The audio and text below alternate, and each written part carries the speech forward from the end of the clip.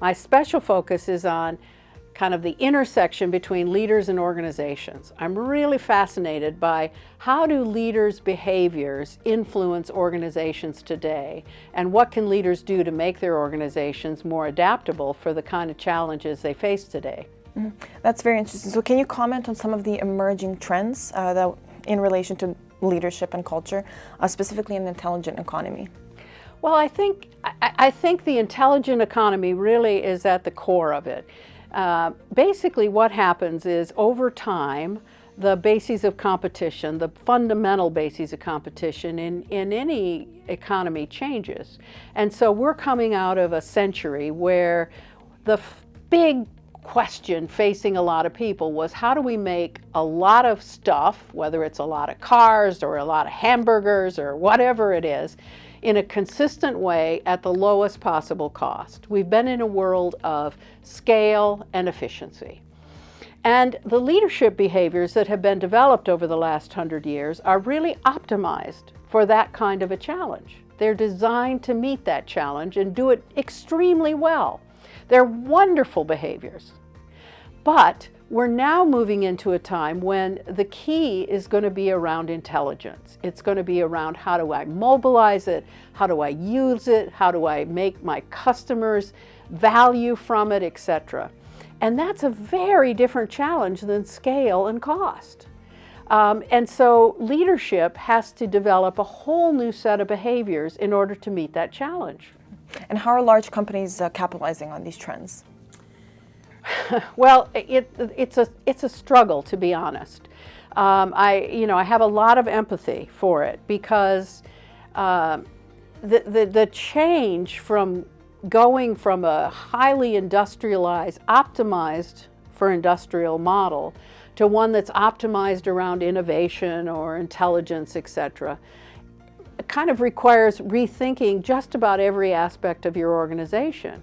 And so some of the traditional approaches that leaders have been taught about change management have a very gradual kind of feel, and frankly, they just don't work.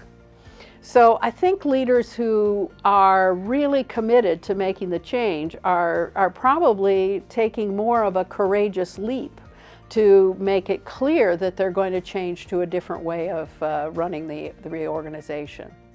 And during your presentation, you touched on collaborative capacity. What is a good approach to measuring an organization's collaborative capacity? Well, by collaborative capacity, I essentially mean, I think of it sometimes as a wired environment. Now, I don't actually mean with technology, but an environment in which it's easy for information to flow from one person to another. There aren't a lot of barriers. There aren't a lot of rules. There aren't a lot of, you've got to go up the chain of command and so forth. And so essentially measuring collaborative capacity is looking at the free flow of information. Do people share ideas? Do they do it easily? Do people get the information they need when they need it? Those kinds of questions. Mm-hmm. And on that note, how can you ensure that or spur serendipitous encounters between managers and employees to spur collaboration and innovation in the organization? Well, I think a leader's role is kind of twofold in this collaborative dimension. One is to really be aware of the types of people that it would make sense, where you would expect the greatest return on investment from collaboration. I mean, let's be clear. We don't want everybody in the organization chit-chatting with everybody else. That's not the purpose. But there are certain groups where we would have a high expectation that if they worked more closely together, there would be a significant business benefit of some type. One of my colleagues and I have actually developed a 5-part model to think about different types of benefits from collaboration, ranging from efficiency to learning. And so what is the type of benefit you want to achieve, and who is the right partner for that kind of benefit is something leaders should think about. Once they've done that, it's a matter of kind of clearing the decks, if you will. Make it easy for those people and make sure they know each other. Provide opportunities for them to develop good relationships. And while on the topic of relationships, during your presentation, you talked about passion, how, employees need to have passion for innovation. Can you comment a little bit more on that, on developing that passion for innovation? Passion or engagement, whatever you want to call it, is I think the engine, if you will, that drives what we need to have done today. There are lots of ingredients that need to exist in an organization, but they would all, I think, remain fairly static if people didn't care. And so this sense of caring and caring enough to put in the extra effort to actually make things happen, whether it's to bring ideas together, to share ideas, to sense what's happening in the environment and bring that idea back to the organization. Whatever it is, people have to care enough to have that. And that comes from a passion typically for the organization. And how can organizations ensure that that their employees maintain this passion or this collaborative capacity amidst an uncertain business environment? Well, the idea around this passion has a very important link to expectation. That's one of the odd things that I found through my research. So I initially thought that I would be able to look at organizations with people who were very passionate and identify a couple of things that they all did in common. The reality is that you really can't. And if people tell you they can, I would not believe them. Because organizations with passion are often very weird. They're quite different from any other organization. But what they have is a clarity of expectation. The people who choose to join them find the kind of environments that they expected to find when they made the choice. There's an alignment. The values of the organization, what people want, the way the organization is run, they all hang together. So you can have organizations that are very structured and rule-bound, and yet people who choose it love it. You can have organizations that are very ambiguous and free-form, and people who choose it love it. So it's not so much any one thing, it's this sense of consistency with the expectation. My advice to leaders is that if you don't know the answer to the question, why did people choose to join my organization? That's the first question you should ask. And the second question is, have you found it? And if the answer is no, you don't have passion. You need to fix that gap. Very interesting. What would you say is a good company that is currently doing very well in terms of collaborative capacity and is weird according to your classification? Well, there are organizations all over the map in terms of their degrees of weirdness, for example. I'm going to pick an example that may surprise people who are listening, and that's ExxonMobil. Now, ExxonMobil is a very highly structured company. They have a lot of rules. They have policy manuals, they care about safety, they, go all out on that. And they also have extremely high turnover in the first 4 years. A lot of people who come don't like that many rules. They're not comfortable in the ExxonMobil environment. It's such a trend that they actually have a saying. When people leave during the first 4 years, the remaining people kind of look at each other and say, the suit was too tight. And what, of course, they're expressing is that that person didn't like all the rules and policies and so forth. Now, after about 4 years, turnover essentially drops to near zero, and the people who are left love working in that kind of an environment. They thrive in it. It's exactly what they want. So there's an example of an organization that's very atypical. I mean, people usually think you've got to have ping pong tables in your lobby or something. That's crazy.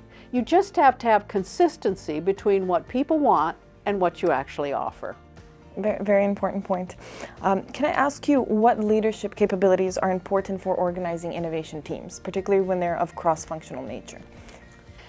So if you have a cross-functional team, which by the way is one of the most difficult kinds of teams to manage, functional differences turn out to be one of the most important elements of diversity. It's not gender or age or culture or any of that kind of stuff. It is functional skill that's the real difficult one. You need to work harder to make sure people understand the contributions that each other can make. Basically, you have to put more energy into the trust-based relationship building process that exists. Other skills that leaders should have is they should be very efficient. People don't collaborate well if they feel like their time's being wasted, so they should be very efficient. They should define the roles clearly, so they should make people comfortable about what each person is expected to contribute to the effort. They should let people have a voice in how well peers are contributing to that effort. So in other words, not judging everything from your perspective, but really listening to what's happening in the inner workings. And they should treat people like adults. We find that, for example, organizations that have too many school rules, what to wear and when to show up and all that stuff, are much less likely to have effective collaboration than ones that really say, you're an adult, make a good choice. Very interesting. What would you say is the most interesting thing that you have learned in your research? My research today has to do with, I would say, the role of the most senior executive leaders. That's where I'm kind of focused at the moment, because here's what I'm seeing. Companies recognize intellectually that the environment we're going into requires a different set of capabilities. It requires people to be collaborative and innovative and agile. That's one of the other hot buzzwords. And so a quick inclination is, well, I better send people to London Business School and have a professor tell them how to be agile or collaborative.